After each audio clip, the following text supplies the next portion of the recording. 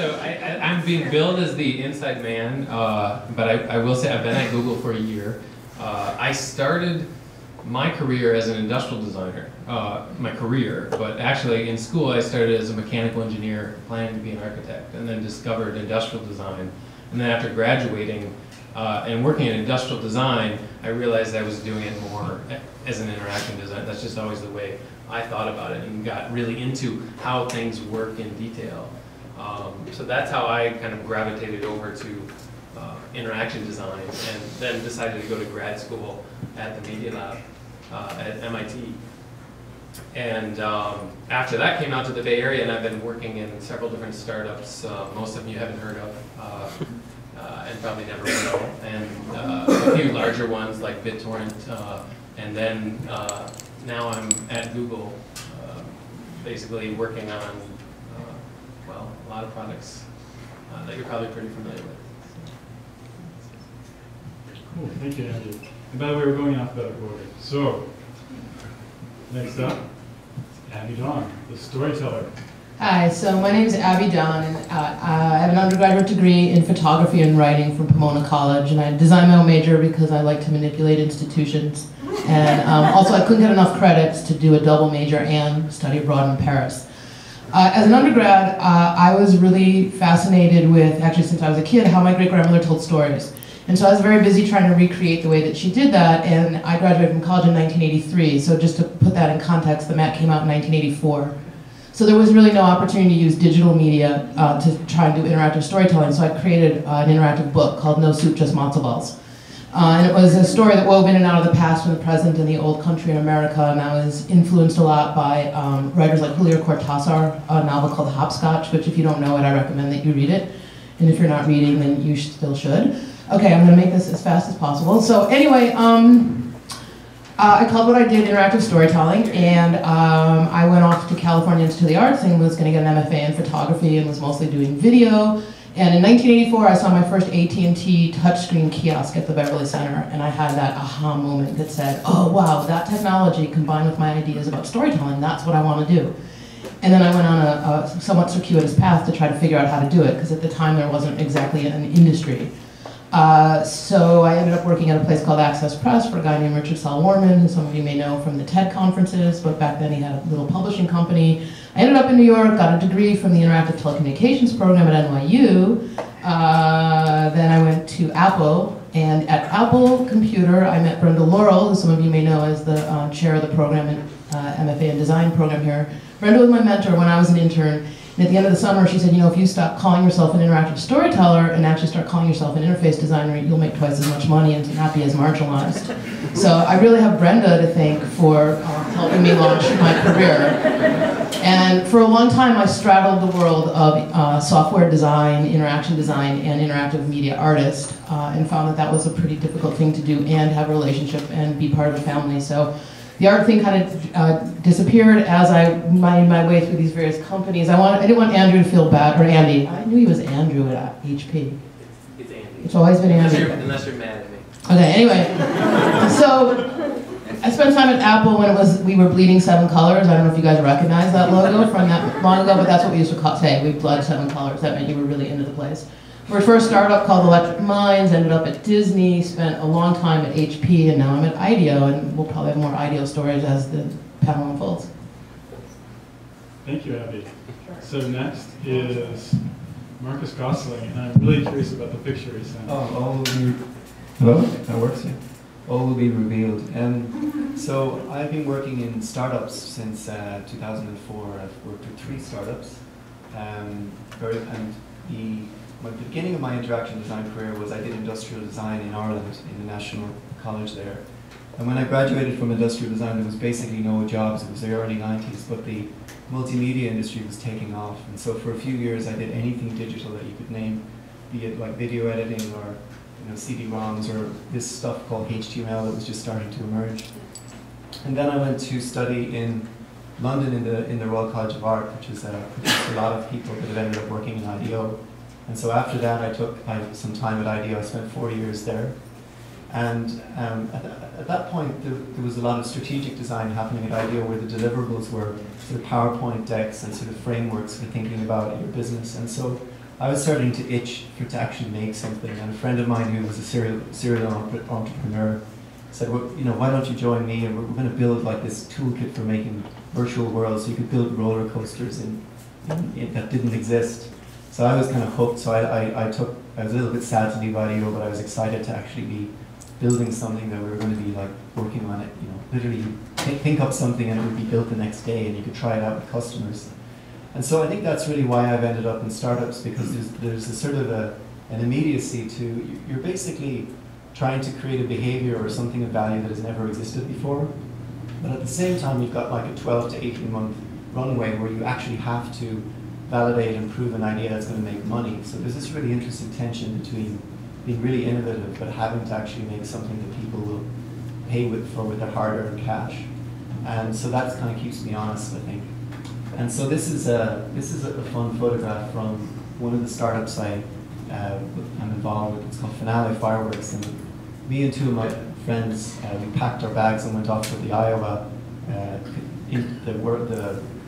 American kind of annual convention for fireworks, and we built this prototype firework sort of timeline where you could drop stuff in, and we basically just set up a little stall and set up our shingle, and we weren't too sure whether we were going to be building a game or something that was useful, but we knew we were going to get people's attention.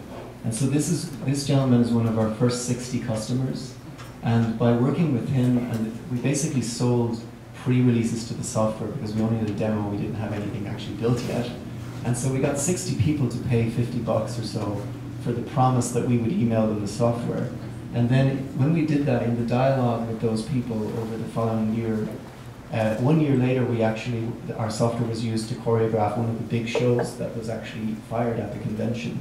And then last year, it was used for over half of the shows at the convention. So for me, this is a real kind of watershed moment where he's a guy that's saying, I think these guys have something here. I'm going to pay some money, and I'm going to get into a conversation with them over the next while and help them figure out their product. So that for me is like a really fun part of being an interaction designer in startups. Thank you, Marcus. Next up, we have the founder, Jacquie Moss. Hi, I'm Jacquie, and I studied architecture. So we have kind of a theme here, industrial designers and photography, architecture. No one's studying interaction design. I think it existed when any of us were in school. So doing architecture in the early 90s, we were doing a lot of stuff on the computer, building virtual worlds and learning HTML, and I loved making stuff. That was essentially why I went into interaction design over architecture, was because I actually wanted to make things. With architecture, you design, you oversee production, contractors, but you don't actually make it. And so that was what I was really excited about, was actually making it. And also why I decided to start my own company with two of my friends from architecture school. We started Odopod in 2000, so we've been around for 11 years. Started out as 3 people, we're now a little over 60. And work with a lot of product companies, so we actually do a lot of work with Google. And we work with big brands. We do a lot of work with Sony, so we do a range of work from products to platforms to marketing. My job currently, I've gone through many different forms as a founder, including design and overseeing client relationships. And now I oversee the culture of the company, and I'm in charge of recruiting and retention of our staff. So trying to create a culture that inspires creativity and allows people to innovate. And that's it. Thank you, Jacquie. And the 6th member of our panel, Scott Snibbe, the artist. Hi, everybody. Well, essentially what I always wanted to do was just make the reality that you experience in your dreams something that happened while you're awake. That's essentially what I wanted to do since I was a kid. So like to be able to touch cells, or to see a social relationship, or to have your shadow, recorded on the wall, that type of thing. Basically, I knew what I wanted to do since I was a tiny kid. I wanted to be some combination of an inventor and an artist. And I studied computer science. I got degrees in computer science, film, and art. And then I worked for a couple different companies, but ultimately I started my own company, mainly so I could create my own culture. You know, I used to call these things useless programs. And then somebody told me they were art at a certain point. So then I started calling them art. And then I was able to sell them. So I have about 25 employees now. So then I call them products sometimes.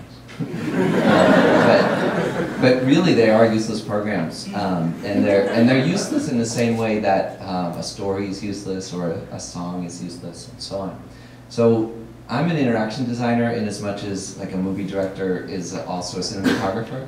So interaction design is part of my toolkit. I think one of the things you see about movie directors is they know the lenses, they know how to record audio, they can draw, they can do art direction. And so that's my point of view, is that interaction design is part of my toolkit. I can program, do interaction design, animate, all that kind of stuff. I think if you want to be in charge of some kind of creative experience, it's really great to know the details of how to do it. So that's why I'm here. Thank you, Scott.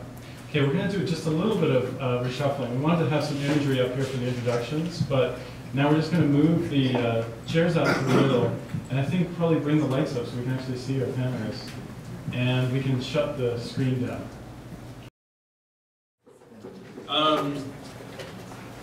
First question. Kind of want to know about the day in the life. Marcus, what's your day like? Well, right now I'm working at a company called Rypple. We're basically figuring out a tool to manage teams. So rather than a tool to work, it's a tool for running one-on-one meetings, giving recognition, capturing feedback so people know how to get better at their jobs and stuff. And all with the pain point that this solves is that performance reviews are something that people do all the time, which is every 6 months or so or a year, they have to sit in a room and answer all these surveys, and it's supposed to make them feel all pumped about their job in the next 12 months, but actually a lot of the time it has the opposite effect.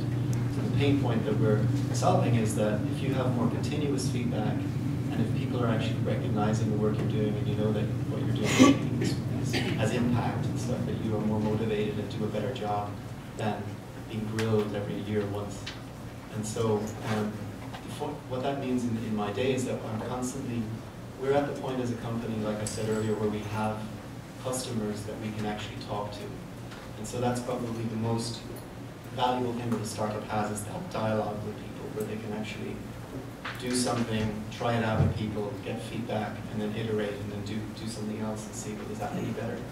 And so most of my day is spent either sort of working on some wireframes or some visualizations of a UI and sharing that with customers, or else working with the engineers to answer questions about some tool that we're building. And so it really sort of, I would say it's a mixture of listening to customers and then going, do you mean this?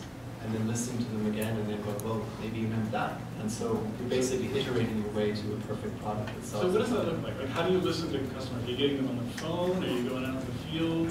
What are you showing them? Skype, GoToMeeting, and those things are fabulous. So what you want is, nowadays people are so comfortable with working over a visual medium that you can talk to 5 or 6 people in a day using screen sharing and video chat.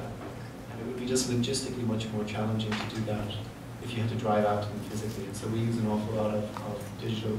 What are you showing them on the screens? Like, these are your wireframes, or? Pretty much, yeah. I'll create a PowerPoint, sort of stepping through a scenario.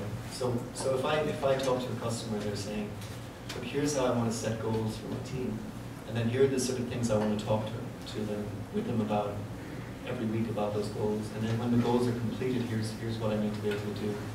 And so they'll basically tell me stories about how they want to use the tool, and then I will tell them those stories back using kind of a prop, which is basically the tool that I created for them. And then I'll try to validate the design as early and as cheaply as possible using sort of quick wireframes and PowerPoint. Sounds like that's happening pretty fast. So like in a day you can learn a lot and actually make some changes. Absolutely, yeah. We have 2-week product cycle sprints where we're changing the product sometimes substantially in 2 weeks.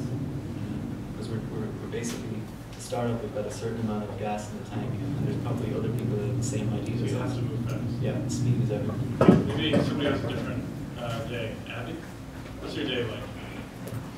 Okay, my day. So I have a hybrid role at IDEO where I lead projects and I also do business development. So the purpose of this conversation is to focus on project leadership. So I lead teams, usually have some kind of interaction design software component to whatever it is our client is asking us to deliver. So today we had an internal kickoff for a project with the California Healthcare Foundation to design electronic medical records, which are really horribly designed, and probably most people, I don't know how many people have ever looked at their medical record. All right, anyone ever try to use Microsoft Vault or Google Health? Okay, well, when you're young and healthy, you don't usually use these tools. But should you find yourself or a family member having an illness, suddenly the fact that these are so hard to use really become a much bigger issue. Or we find out a lot from women who are going through having their first kid, right? Suddenly you have your first pregnancy and you're interacting with the healthcare system in a way you haven't had to in the past. All right, be that as it may, we do something a little bit similar but probably slower than Gosling, I just forgot your name. Marcus, thank you. I was going to say Martin. All right, anyway, so we are in the midst of doing a lot of field research, and we're trying to understand what we call people's mental models. So what is it that the people in the system, and that would be physicians and healthcare providers as well as patients, how is it that they think about what it is they're trying to do, or what the information they need, and how they're going to get it? So there's something called workflows. So what's the order in which they want to do things? And then how should that be represented? When do they want certain information? And we're really just trying to understand the space. We're also doing a lot of inspiration and looking out into the world about things that already exist in the electronic medical records, and then also looking, IDEO likes to talk a lot about analogous experiences. So it's something similar to an electronic medical record, like maybe mint.com, right? So how do people deal with their personal finances, and what kind of information are they looking for? How is that represented? Mint is kind of considered a best of breed right now. We stopped you there. So you both actually talked about how do you hear about the customers or the users or whatever word you want to use, patients, get inside their head, right? I actually want to hear from Scott. How does that work with you when you're trying to do art in these kind of sometimes corporate settings or sometimes in artistic settings?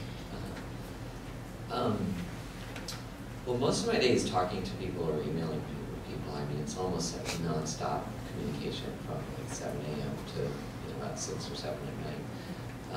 What about this idea of trying to understand your users?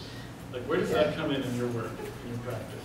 So we deal with that mostly through intuition. I mean, I think this is one of the differences between kind of artistic practice and design practice is that we have a certain sense of like wonder that if we come up with something and we can imagine ourselves just smiling and flipping out over the experience, just really excited to do it, that's usually the measuring factor. And then the challenge, we do original work and also work with clients and partners. So the challenge with the client and partner is that very frequently the person who you're working with doesn't have the same ability to pre-visualize or is very risk averse.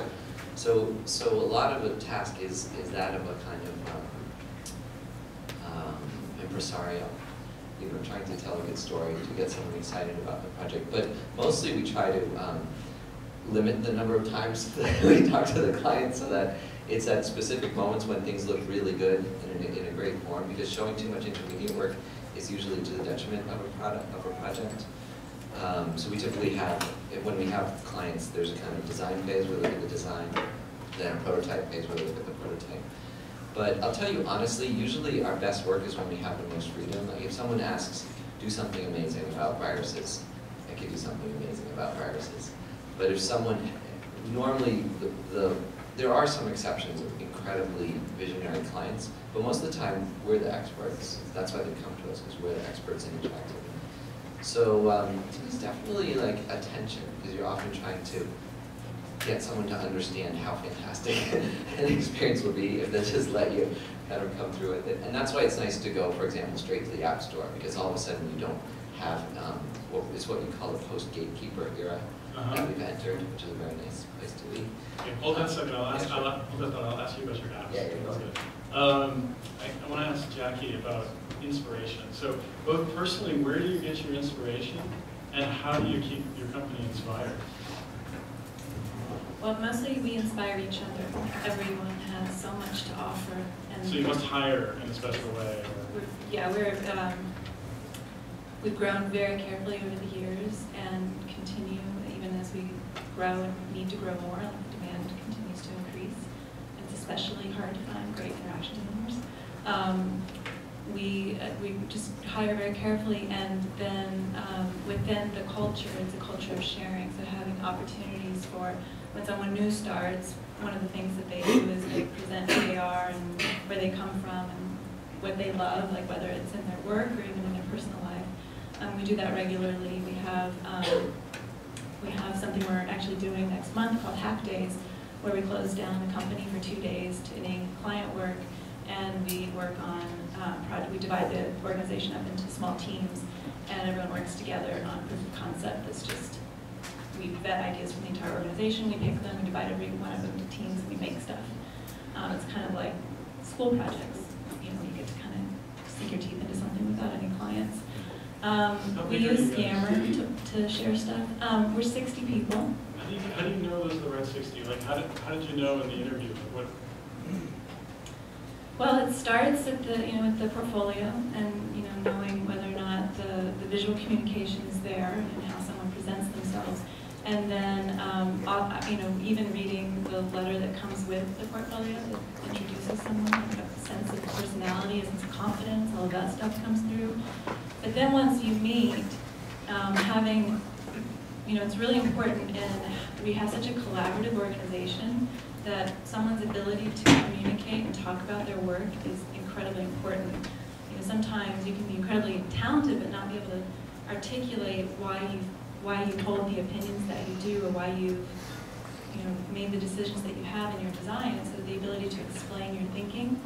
I actually remember back in architecture school, I had a professor who asked me something. I said, "Oh, I just like it." And he said, "Well, why do you like it?" I said, "I don't know." He said, "The most important thing as a designer is to be able to explain why you like something." And that's such a small idea, but it's really stuck with me. And I think that what I would tell anyone in school is to really give your voice, like why you think the things that you do, and get a lot of experience in communicating about your work and telling other people what you think of their work, because that's how you collaborate. It's in that process of exchange.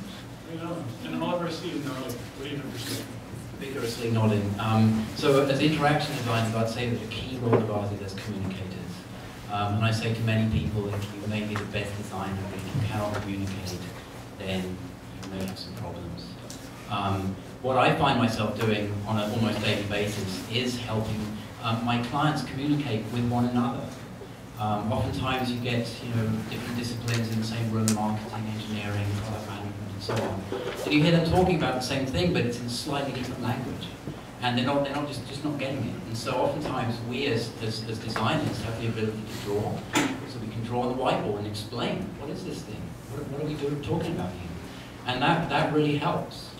Just one little story of mine that remains in my memory was, I was working with a company called Current.com down on Embarcadero, and we were trying to figure out the model for how people would interact with the system and how the back end would handle the data of people interacting. I spent a lot of time talking to many different disciplines, database managers, product managers, trying to understand what they wanted to do, what they could do, and so on, and put together a document with some diagrams in it. Presented that document. And the whole team said, yes, let's do it. And that required changing a lot of infrastructure, with the database and so on. And one of the engineers said, he said to the product management, we suggested that a month ago. And the product manager said, yes, but I didn't understand what you were talking about at the time. So I didn't do much. I didn't come up with some amazing idea or anything. I simply just took a lot of information from different people, sort of integrated it, and then presented it back. And that was communication. So with all this need for interdisciplinary communication going on, what is the role for a behavioral scientist in this? Anybody feel? Sure. Right, well, IDEO loves to talk about all the disciplines that we have, and we have behavioral scientists, and I think they contribute in a lot of different ways. Often it's about helping understand who it is we're designing for. Sometimes it's about bridging language. I think IDEO and Odopod probably share something in that we have a particular culture and process and way of working, and that's one of the things that grounds people that come from multiple disciplines. So there's an acculturation process in which you learn the language of the particular company that you're working in. And like IDEO, we kind of freak when we can't use our process, right? And then sometimes people get frustrated, they want to throw it out the door, and then it's like, no, because that's our common language. So behavioral scientists, I think, offer a lot of different perspectives in terms of contributing into interaction design. For me, particularly in the work that I'm doing, I see a lot in terms of, we're being asked by clients to help in different kinds of behavior change. And really understanding how people have habits and patterns, and then how you might change that. You'll hear this repeated theme from me. I've kind of made a transition from consumer media into health, and so certainly a lot of healthcare issues, particularly wellness, obesity, things like that. I think behavioral scientists have deep insights into how to participate in a multidisciplinary way to design the tools that help people. Nice. Deep understanding of people is crucial. What's another question? Josh. What kind of designer is not an interaction designer? What kind of designer is not an interaction designer? Who are you going to rule out? Who's on the other side of the fence? I have an opinion about this. I don't believe any designer is not an interaction designer. I think if you make stuff and the product is tangible, be it physical or software, and people interact with it, you have to be designing interactions. Now, people are going to argue with me, and there's been sort of disagreement within the sort of community over what an interaction designer is, but I think many of us are designing interactions. Marcus? I have to say the vehicle designers at the Royal College of Art, they were not interested. Vehicle. They would take a block of something and sand it for 2 weeks, and then they would like paint it and polish it, and then they would take a photograph of it, and then they would throw the thing out. They were done. It was all downhill from there after they created this perfect shiny looking shape. So I think those are strong candidates. I think this is the key point. Well, I just said I stand by. The point is, though, not everybody appreciates interaction design. So everybody, they should be thinking about how people interact with a product, but not everybody does. Jacquie? I'd say that within our work, everyone that participates in the process is some form of an interaction designer. The people that have that title definitely have a particular skill set, and they own the overall vision of the design. They really are sort of like the high-level thinkers for the design problem. And then we have people that we actually call them designers, but technically they're really visual designers. And they really are responsible for the emotional aspects of the communication, so how something looks and what you might call the style of it. And I'd say that I think one distinction of our work is the sophistication of its aesthetics and the beauty of it, which wouldn't come through if it stopped at the interaction design, if there weren't people that were just going so far with the craft of how it's rendered. And it's not that they don't care about the interaction design, it's just they care so much more about the artistic expression. And that's where they're really putting their energy. So they're interaction designers too? Or? No, they're called designers. In some places they'd be called visual designers. In our organization we just call them designers. And then we have interaction designers that are more about what we're talking about tonight. So I think that question leads into something I'd like to ask Andy. So what are crucial skills? What are the crucial skills? How do you tell an interaction designer from somebody else, if there is a distinction? That's a tough question. On that same point, I think just hijacking that a little bit to talk a little bit about the last point. I think visual designers. So I've seen amazing visual artists or graphic designers who haven't quite built up their interaction vocabulary. So often they're just great at making beautiful pictures, but they don't know the why. They don't know why they work. They don't know they look good. But so they're talking to me, so I'm going to move over to the other side. But they don't necessarily. They're not necessarily easy to use. They might look great, but I don't know how they work. So I think that having an interaction designer who's sometimes more. It's best to have both, right? To be great at the interaction and follow it all the way through, and to know how to build it. like Scott was talking about. I think you have to know your medium that you're working in.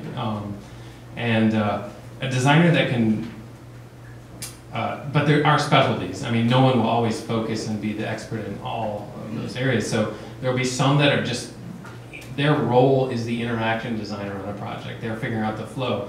But working with a visual designer who understands that, who listens to the interaction designer and can tune and see the elements that they want versus just applying a layer of visuals across. It's just, that to me is where the real magic happens, like when you have a set of designers. So it's in the collaboration. I saw Scott nodding. What did you want to?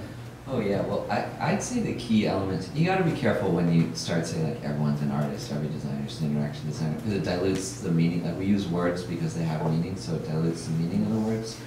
But I think the key elements for me in interaction design are time and emotion. So, and that's why I like people with a film background, because they're able to understand how things change over time and how to affect people's emotions, and how everything you saw before you see something affects the way you see something now. And it's the reason a lot of people don't make a good interaction designer is because they're focused on the visual look, which is no problem. Like, you know, a visual designer, or many products, for example, don't change over time until they break. So, you know, the time-based element is important. But that combination of time and emotion, for me, is what is the key. Thank you. Thank you. What about another question right here? Yeah.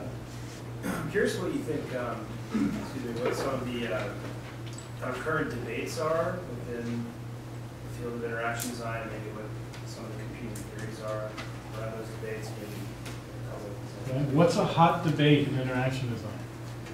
What do interaction designers disagree about?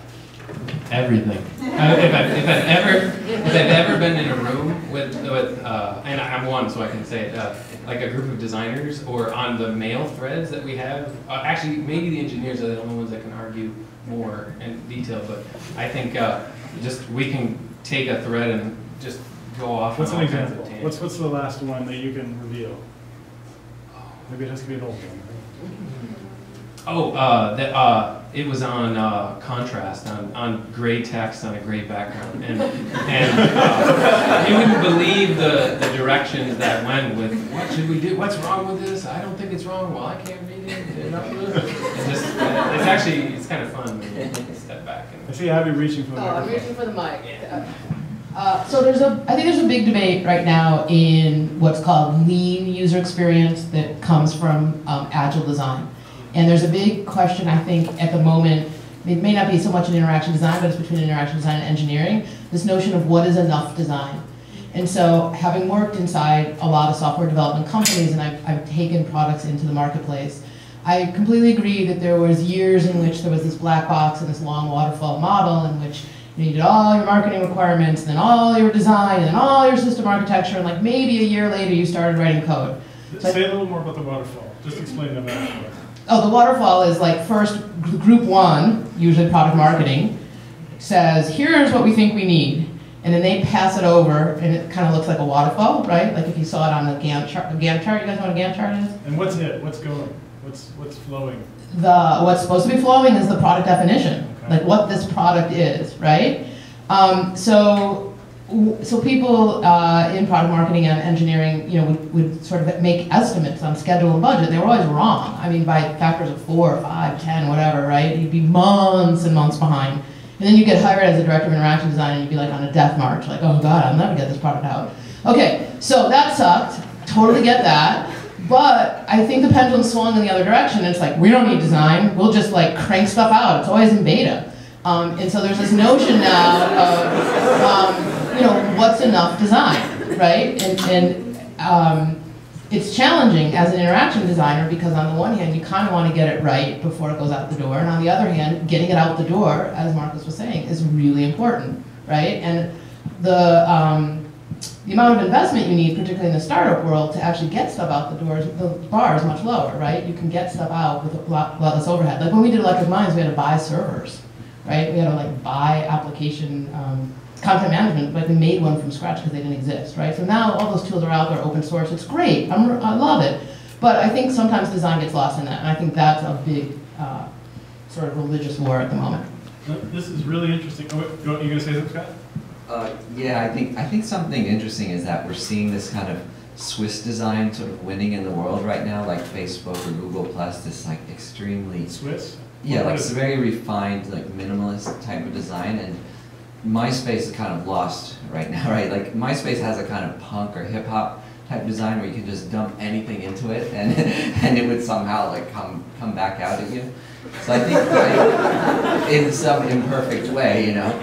And I think in a way, like I sort of hated MySpace, but now I'm actually really sad missing these like really amateur, like personalized, idiosyncratic. Like, why is everyone's Facebook page look like, you know, a minimalist composition? So I think there's a huge opening there, actually, for those of you guys who are creating things, especially on the web, is to take back that kind of punk hip-hop design again and let people just dump anything onto the page and see what happens. So the engineers, thank you, Scott. The engineers were brought back in this conversation, and I think, Marcus, I remember when you went to the startup, the thing you were most excited about was building. Like, yeah. Instead of producing a big document about, well, you know, you and I produce documents that are probably about that big, right? Yeah. I spent 6 weeks creating 1,000 pages or something for some group that we never met to go develop. What? Well, it's really interesting. Like I was just thinking, this is the big question I have, and suddenly when you start talking about lean UX, so this must be a pattern because, like I've just my startup before Rypple was IDEO, and one of my co-founders, a guy called Eric Rees, who's written a book about lean startup, and there's all of these different people in the city here, because of the Bay Area, is like the center of this, writing books right now about design, lean UX. And so it's this huge big thing, like, and the premise is it's called validated learning, where you just do enough design in order to learn the thing that you need to know so you know what to do next. And it's great. Like I basically saw a company grow from nothing to a very successful company with hundreds of thousands of people online at any one time. But there's this sort of weird, sort of toxic sludge that comes out of it, which is that all of these little sort of you know, ambivalent little experiments that you do end up kind of glomming onto each other and becoming this sort of amorphous bag of bits. And so, as halfway through our company, we were almost going to go out of business because of this whole, let's try this, let's try that, oh that didn't work, but we'll leave it hanging around because we're too busy, you know, to get rid of it. So you're building all the time, you're building all these little things, they're all kind of tacked on? All tacked on, and so we literally had to do a complete, like, throw the whole thing out and rebuild it up from nothing again, because our company was going to go out of business and we were flat. And we elbowed and actually doubled revenue in that year because finally people could understand what the hell the product was. And so I think it is a pendulum. It's like for every philosophy or every process there's good and bad. And if you stick to any one philosophy or if you're too purist about it, the toxins just sort of build up. And so I think that you have to be, you can't be too sort of religious about this stuff. You have to literally ask yourself every now and then, yeah, we're doing lots of experiments and we're working really quickly, but is the thing that we're building crap? And if it is, then maybe the way to solve that problem is a larger project where we do a re-architecting. And I think that there's a sort of a whiff of religion around a lot of these sort of debates at the moment. But for people who are actually out there, like you take a company like Airbnb, they probably have some very experimental stuff going on, but they also know there's certain things they're just not wrong about. And those are the things they invest time and energy in to get really, really good. Nice, and it's a good example of a nice design-led startup. Yeah, so I think what it is you have to have two different processes. One is for delivering a fabulous experience around things that you've proven you're not wrong about. And another process which is about experimentation and being really light and agile and figuring out what questions you need to ask and what the answers are really quickly. And then that feeds in and gives you earn the right to fund the bigger, I'm not wrong about this projects because you've done the cheap, fast, figure things out projects. Nice. And to grab the mic, so he's going to say I think in bigger organizations, and Google's a little different. It's not like every other corporation, but I think we definitely have a mix because we've grown, we've added a lot of different companies. But I think the problem I've seen with, I really like Agile. We definitely do a bunch of that sort of work. By the way, Agile, Lean UX, well, Agile is a kind of engineering process. Lean UX is a trend of bringing UX designers, interaction designers together with engineers.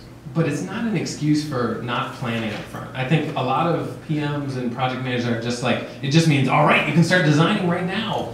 But if you don't, the worst thing you can ever do is not know what you're trying to do. And not just you, the designer, because you might have that figured out, what you think is right, but having the team on the same page, if the team is more than just you, is kind of important. It doesn't mean you can't move together, but if it's just let's start and have zero plan, then that can be, you can only go so far with that. Let me pause just for a second, because we're getting into some of the most critical questions in interaction design. We're kind of on like the thing that's actually, you know, happening for people who are in the profession. I want to make sure we're answering the question, what does an interaction designer do?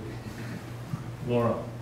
What's the most enjoyable part of what you do? What's the most enjoyable part of what you do? Your process or anything.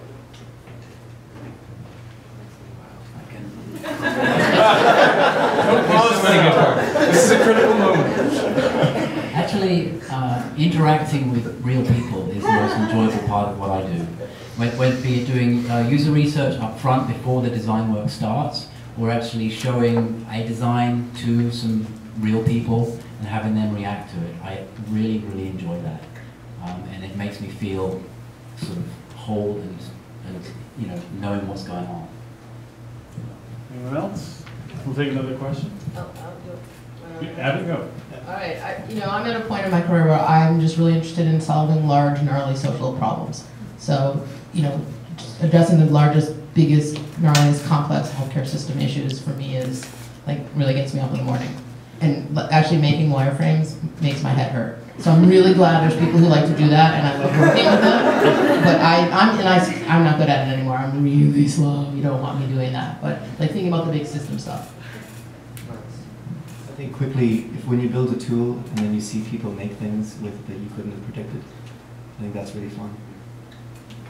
Yeah, Marcus made like the Legos for 3D worlds, and I remember we used to get really excited about. Okay, another question. Yeah. Question. So earlier there was a division kind of being made between designer, or visual designer, and interaction designer. And I'm just curious, how fluid are those teams, and how possible is it to be an interaction designer who has a lot of visual influence, or vice versa, depending on. I'd say that they're actually the best folks to have on the team. The ones that fluidly move between and can do the interaction design as well as the visual design. And if you can throw in a little coding or at least motion prototyping, you've got magic. So you don't have to choose. Like you have to tell a story about who you are and what your passion is. Because that's the one risk of being good at all of it, is you don't stand out in terms of what is your strength. So, not saying to pick one, but definitely in terms of how you present yourself, be sure you have a clear point of view.